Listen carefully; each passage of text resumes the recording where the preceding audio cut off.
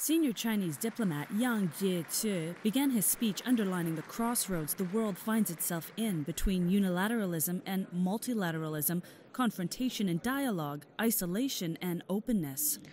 We must work together to pursue the great potential of common interest among nations and expand areas of converging interest on the basis of mutual benefit. To advocate and practice multilateralism is not just China's choice, but also the preferred option of an overwhelming majority of countries. Mr. Yang spoke for 30 minutes in both Chinese and English and addressed U.S. concerns about Chinese motives in the mobile technology sector. Chinese law doesn't require companies to install backdoors or collect intelligence. So I hope some Americans will have a little bit more confidence in themselves and be a little bit more respectful to other people in the so-called old world.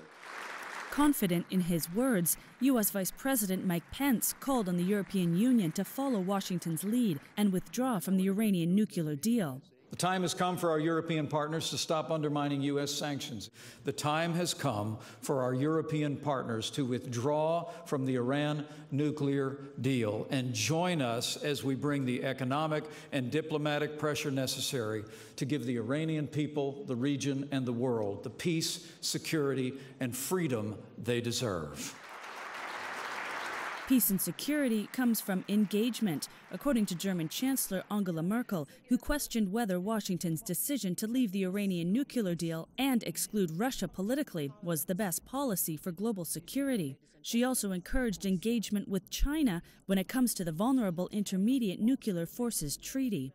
Disarmament is something that we all have to grapple with, that we all have to concentrate on, and we'd be delighted if not only between the United States and Russia such negotiations took place, but also with China. I know there are a number of reservations, but we would be delighted to see movements in this direction.